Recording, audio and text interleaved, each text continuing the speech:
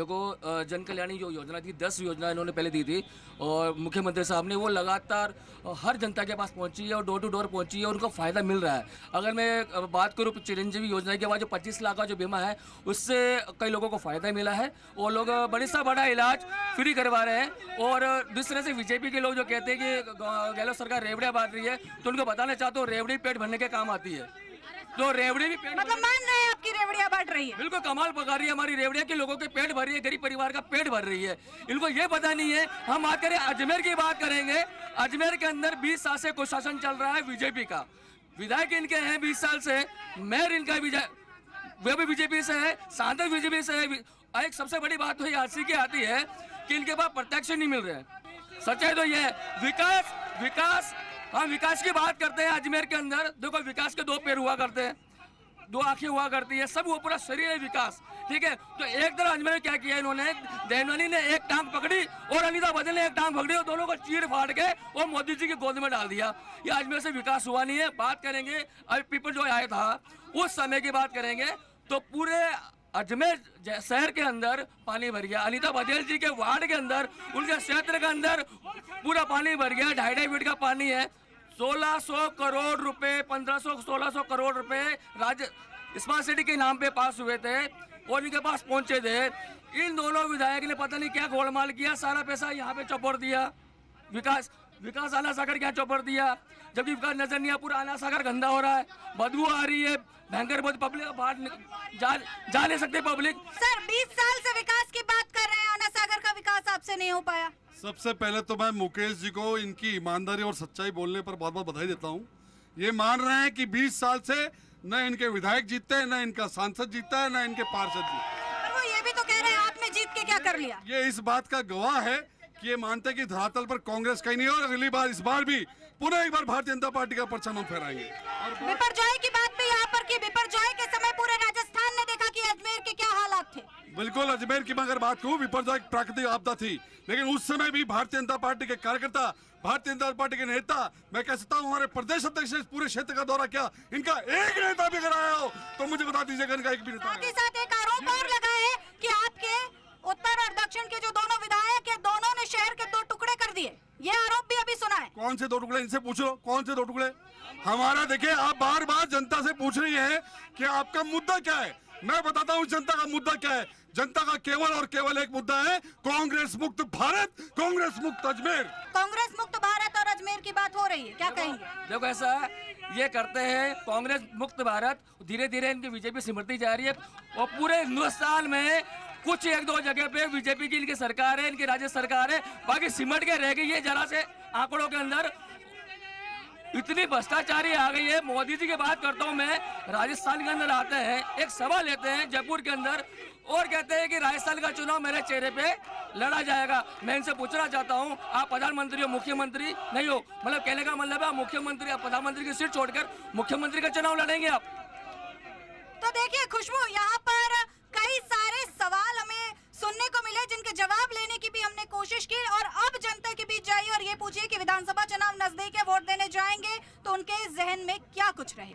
बिल्कुल, ये तमाम जो है सवालों के जवाब लिए जाएंगे। जब आप वोट डालने जाएंगे तो आपके जहन में कौन सा मुद्दा रहने वाला है। उदयपुर में 1 वर्ष पहले एक घटना हुई कन्हैयालाल तेली की मृत्यु की। वहाँ राज्य के मुख्यमंत्री पहुंचे और मुख्यमंत्री ने एक घोषणा करी कि उसके लड़के को नौकरी देंगे। नौकरी मिली, संविदा नौकरी।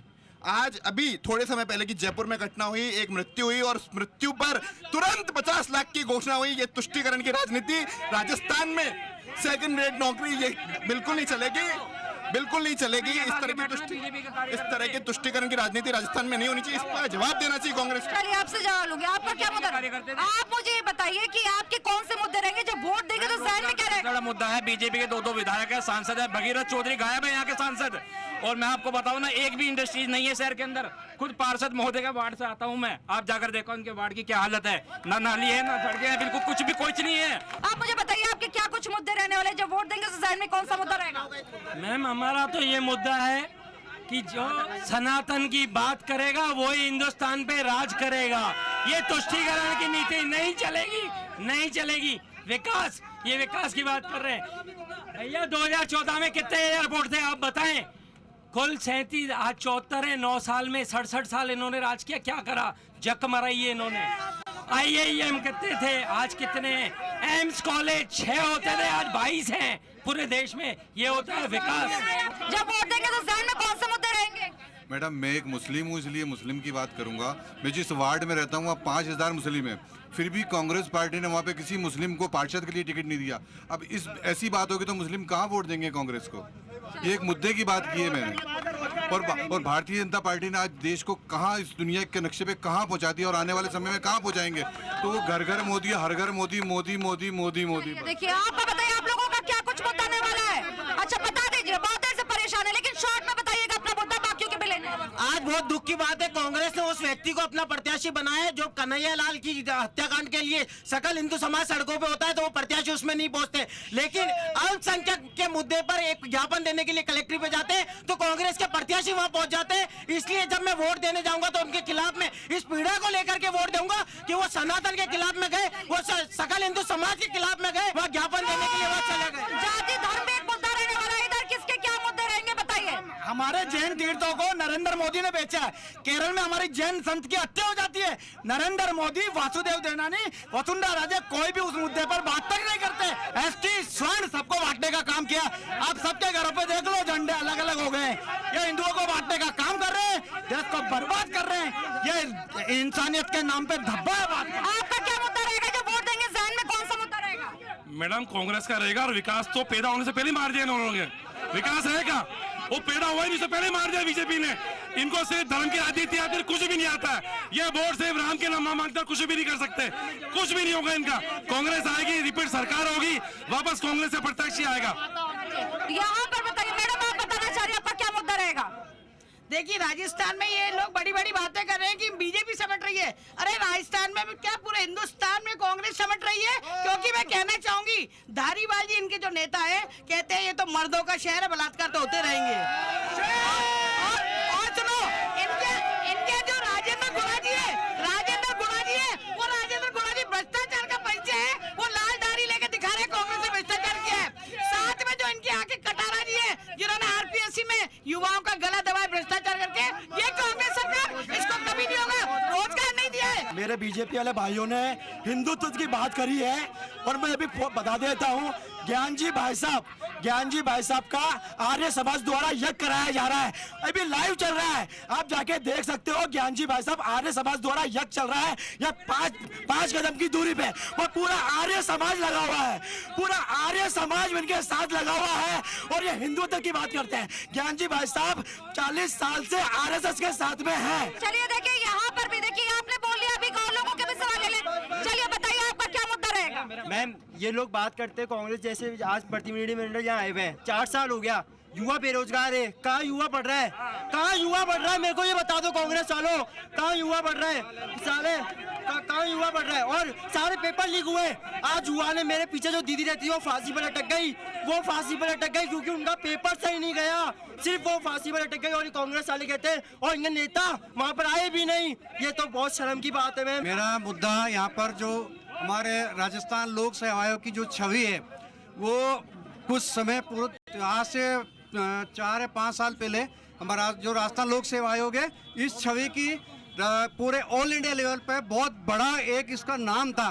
आज हर एक पेपर है, उसका जो लीकेज होता पेपर है, उसके ऊपर जो बड़ा एक किसी भी पार्टी है, मेरा निवेदन है, जब कोई सी पार्टी का यहाँ MLA है, हमारी जो लोक सेवा आयोग है उसकी छवि वापस पुनर्स्थापित की जाए। चलिए देखिए, ये तमाम मुद्दों की बात हो रही है। हिमाद्री, मैं आपसे चाहूंगी कि ये जो तमाम सवाल उठ रहे हैं, इन सवालों का आप कांग्रेस से भी जवाब लीजिए, बीजेपी से भी दीजिए, और तीसरा मोर्चा जो RLP अपना को कह रही है, उन्होंने जो है इन 5 सालों में क्या कुछ मुद्दे उठाए, कि तमाम सवालों के आप जनप्रतिनिधियों से जवाब लीजिए। बिल्कुल खुशबू, तो जनप्रतिनिधि भी अब हमारे साथ मौजूद है। हमारे साथ कांग्रेस से विजय जैन मौजूद है, शहर अध्यक्ष है जिला कांग्रेस के। सर देखिए, यहाँ का माहौल तो आप भाप पी चुके हैं, देर से आप आए, अब कितने दुरुस्त आए हैं ये एक बार बता दीजिए। हम देर से इसलिए नहीं आए, हमारे मतदाताओं के बीच में थे और हमारे कार्यक्रम चल रहे थे। हम मतदाता से पूरा आश्वासित है कि अजमेर में जिस तरह 4 बार से भाजपा के जो हमारे यहाँ से विधायक आ रहे हैं, दोनों विधायकों का क्रम इस बार टूट रहा है और कांग्रेस के दोनों विधायक भारी मतों से यहाँ विजयी हो रहे हैं। ये तो आपका कहना है। जनता के बीच में स्थानीय मुद्दे खास रहने वाले हैं। स्थानीय तौर पर आप अजमेर में विपक्ष की भूमिका निभा रहे थे, आपने क्या कुछ प्रयास किए? हमने हर समय अपनी भूमिका पूरी निभाई है। चाहे टाटा पावर को इन्होंने बिजली दी, पूरा शहर विरोध में था, फिर भी देवनाथ जी ने किया। हम जो एलिवेटेड रोड बना, पूरे व्यापारियों के साथ कुठाराघात किया। शिक्षा, स्वास्थ्य और रोजगार में अजमेर ने कितनी प्रगति की? शिक्षा के अंदर जो राजस्थान के अंदर मैनचेस्टर था और राजस्थान के अंदर जो एक पूरी छवि थी अजमेर की, उसको धूमिल कर दी है। शिक्षा मंत्री रह चुके हैं देवनानी जी। और इसके अलावा अगर हम बात करें युवाओं को, युवा बेरोजगार डोल रहे हैं। युवाओं के लिए कोई अजमेर के अंदर कोई उद्योग या कोई ऐसा जो इन्होंने उपक्रम नहीं लगाया। हर तरह से जो है सरकार ने हर लाभ जो दिया, चाहे गैस की बात करें, चाहे हम ओल्ड पेंशन की बात करें, चाहे हम महिलाओं की पेंशन की बात करें, चाहे हम स्वास्थ्य की बात करें, चिरंजीवी की बात करें, सारी योजनाओं का भरपूर लाभ मिला है। और अगर पट्टे में कहीं कमी रही है तो वो हमारे यहाँ के नगर निगम के अंदर बीजेपी का, भाजपा का बोर्ड है, उनकी कमी रही है। अजमेर की हाल जस की तस है। अजमेर और बदतर स्थिति में है, सब अजमेर की जनता जानती है। और अजमेर के मतदाता इस चीज को पूरा मानस बना चुके हैं कि अब के जो है इनकी विदाई तय है। बिल्कुल। तो देखिए सर, यहाँ पे अब आपका विपक्ष भी मौजूद है, ऐसे में कह रहे हैं विदाई तय है आपकी। देखिए, आपने इनके आते ही पहला प्रश्न पूछा कि देर आए या दुरुस्त आए, तो मैं आपको बता दूं देर से आने की इनकी हमेशा आदत रही है। फिर चाहे प्रत्याशी घोषणा देर से करे, चाहे आज तक इतने सालों में अध्यक्ष नहीं बना पाई है कांग्रेस सरकार अपनी, तो फिर ये तो देर तो हमेशा। सर आपने जल्दी घोषणा कर दी, उसके बाद भी तो विरोध देखने को मिला। विरोध नहीं, फिर अब मैं इनकी बात पे आ रहा हूँ। ये कह रहे हैं कि हम 20 सालों का जवाब मांग रहे हैं। मैं कह रहा हूँ इनसे 70 सालों का जवाब मांगो। आप इनसे पूछिए, ये मुझे एक भी सवाल का जवाब दे दें कि बताएं कि ताशकंद समझौता किसने किया? शिमला समझौता के तहत 72,400 जमीन जो वर्ग जमीन थी वो चीन को किसने दी? सर स्थानीय मुद्दों पर बात कीजिए ना। स्थानीय मुद्दे पर मैंने बात पहले सबका इनके आने से पहले सारी बात की। कांग्रेस की तरफ से भी कहना है कि जनप्रतिनिधि इस काबिल नहीं थे कि उसे पूरी तरह से जनता के बीच प्रॉपर पहुंचाया जाए। आपका क्या कहना है? देखो, फर्जी पट्टे पूरे अजमेर शहर में मालूम है। वार्ड नंबर 2 में फर्जी पट्टे बटे गए थे, जिसमें यहाँ के लोकल भाजपा के पार्षद थे। उन्होंने सरकारी जमीन पर, जिसके मेरे पास पूरे दस्तावेज है, और ओपन मतलब कि आरोप लगा रहा हूँ कि उन्होंने सरकारी जमीन पर फर्जी पट्टे बनाए और उस सरकारी जमीन को एक गरीब विधवा मतलब कि विधवा औरत को बेच दिया। और जो बस्तियों में पट्टे बटने चाहिए थे वहाँ बस्तियों में पट्टे नहीं बचे, भूमाफियों को पट्टे दिए गए। और बात रही अजमेर की, तो भाई साहब से मैं पूछना चाहूँगा, रमेश जी भाई साहब से, आदरणीय बड़े भाई साहब से और विजय जी जैन साहब से, कि विपक्ष में कौन है यहाँ राजस्थान में? आज पिछले 5 साल से सुबह 5 बजे आदरणीय हनुमान बेनीवाल जी निकलते, रात की सुबह 5 बजे तक घूमते। वो कोई सा ऐसा कौन सा मुद्दा है भू माफिया, बजरी माफिया के खिलाफ, मटकी कांड के खिलाफ, फौजी जो जोधपुर में फौजी भाई ने जिसने मतलब कि आत्महत्या करी, उसका मुद्दा उसने उठाया। आज एक 25 सांसदों में राजस्थान में एक ही सांसद है, वो आदरणीय हनुमान बेनीवाल जी है, और दलित, शोषित, पीड़ित और किसानों के साथ देता है। किसानों की बात आई है तो सर आपसे भी जवाब लेना चाहूंगी। आज देखिए, किसान सम्मान निधि योजना के तहत 6,000 रुपए यदि किसानों को मिलते हैं तो भारतीय जनता पार्टी की मोदी जी की सरकार देती है। आज न्यूनतम समर्थन मूल्य MSP यदि जारी किया तो भारतीय जनता पार्टी की सरकार ने, केंद्र सरकार ने किया। यदि आज मृदा परीक्षण का काम किया, योजना को जारी किया तो भारतीय जनता पार्टी की सरकार ने किया।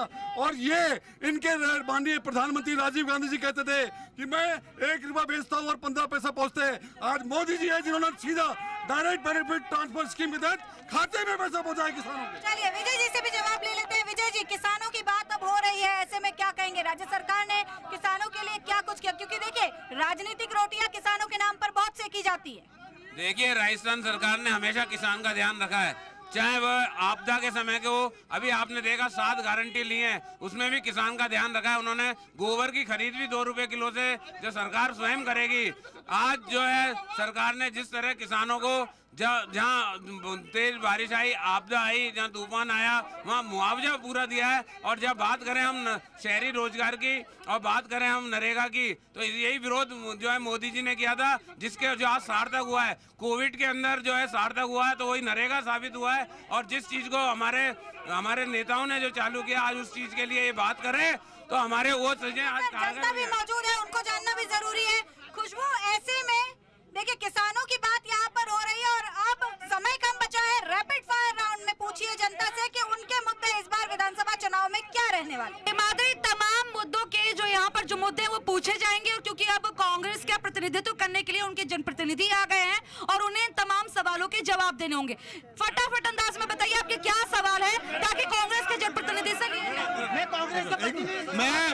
मैं ये पूछना चाहता हूँ इनसे कि पहले तो ये बताएं गहलोत के हैं, पायलट के हैं, 4.5 साल तक इन्होंने कोरोना काल के अंदर रिसोर्ट के अंदर बिताया, ये किस मुंह से आए यहाँ पर? चलिए सवाल। मैं कांग्रेस के प्रतिनिधि से पूछना चाहूंगा, ये अजमेर से तुष्टिकरण की राजनीति को कब खत्म करेंगे? चलिए आपका बताइए क्या सवाल है। मैं इनसे पूछना चाहूंगा, ये 4.5 साल तो आपसी लड़ाई में सोते रहे, अब योजनाएं लागू करिए जो धरातल पे नहीं आई है।